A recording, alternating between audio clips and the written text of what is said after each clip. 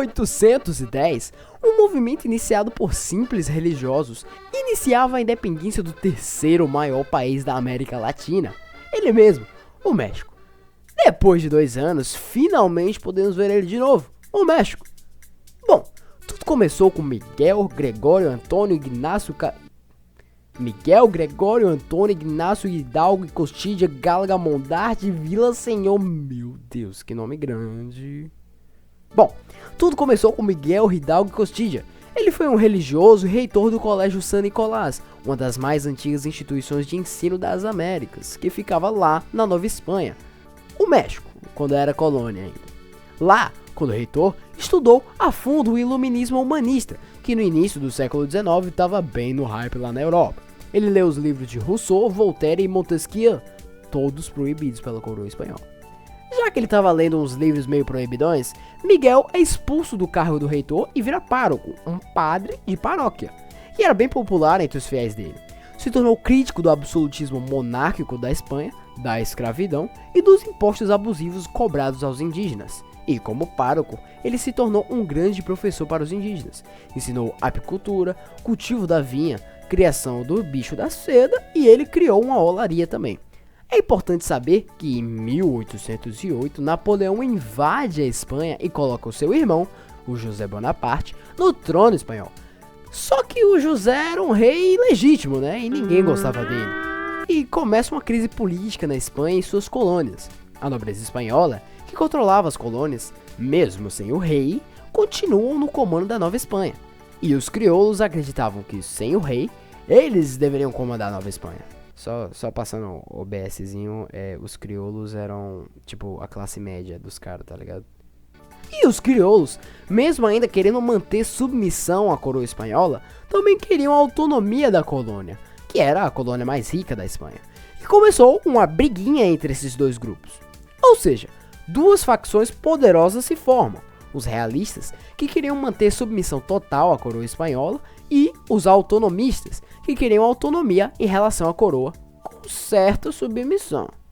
O Miguel Hidalgo era crioulo, iluminista, insurgente e pároco na cidade de Dolores e era admirado por seus fiéis mestiços e indígenas. Entre 1808 e 1809, houve uma grande seca na Nova Espanha, que era muito rural, ou seja, os caras não conseguiam plantar porque estava faltando água, o que deixou seus trabalhadores, os indígenas e mestiços, na miséria. E em 16 de setembro de 1810, Miguel Hidalgo convoca as massas para um levante popular contra o domínio da Espanha, episódio conhecido como o Grito de Dolores, que iniciou a Guerra da Independência do México. Miguel Hidalgo se torna uma liderança importante e acaba formando tropas desordenadas e não treinadas de revoltosos contra o domínio da nobreza espanhola, que ainda restava. Mas essas tropas são vencidas e Hidalgo é preso e fuzilado em 1811. Mas o movimento ainda não tinha acabado. O padre José Morelos e o advogado Ignacio López Rayón se tornam as novas lideranças crioulas insurgentes, e dessa vez as massas já estavam mais treinadas, né?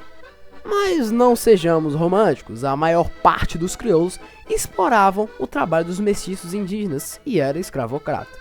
Ou seja, a maioria dos crioulos não estava muito interessada nessa participação popular. E em pouco tempo, o movimento colonial por independência virou uma guerra civil entre os crioulos, que não queriam a participação popular, e a massa de mestiços e indígenas. Em vez de lutar contra os espanhóis, eles lutaram contra si mesmos. Em meio a essa guerra civil, lá em 1815, o Morelos, aquele padre que eu falei antes, é preso e fuzilado, e as rebeliões populares são aniquiladas pelos crioulos. Mas lembra do irmão do Napoleão? Bom, ele é forçado a sair do trono no final das guerras napoleônicas. Pede pra sair! Pede pra sair! Pede pra sair! Pede pra sair! E o rei Fernando VII reassume. Quando Fernandinho vira rei de novo, ele inicia uma perseguição a todos os crioulos liberais na Nova Espanha. Assumiram a liderança dos insurgentes o Vicente Guerreiro e o Guadalupe Victoria. Aí os crioulos percebem que não dá mais para mamar as tetas do Estado e, em fevereiro de 1821, acontece uma reviravolta. O crioulo general realista Agustín de Iturbide, que combatia os insurgentes, decide se unir ao Vicente Guerreiro, líder insurgente, e combater a Espanha, algo estratégico para manter seus privilégios.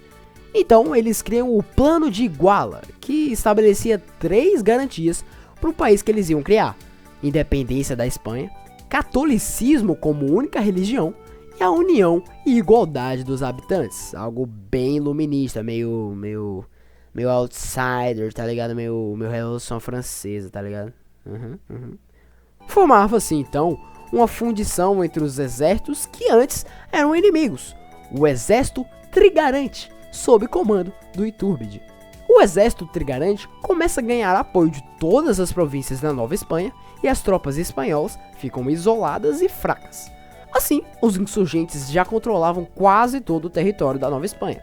E em 24 de agosto de 1821, o Tratado de Córdoba é assinado pelo Iturbide e pelo Juan O'Donoghue, o último chefe político espanhol na Nova Espanha.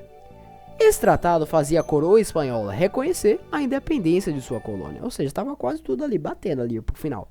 E em 27 de setembro de 1821, o exército trigarante chega à cidade do México pacificamente, aclamado pela população, já sabendo que não era mais preciso guerrilhar, pois o país já era deles, já estava tudo de boa, a guerra da independência já tinha acabado. No dia seguinte, em 28 de setembro de 1821, é assinada pelo Iturbide, o O'Donoghue e outros grandes líderes a Ata de Independência da Nova Espanha. Nascia, então, o México. Meu mano México. Bom, valeu e tchau.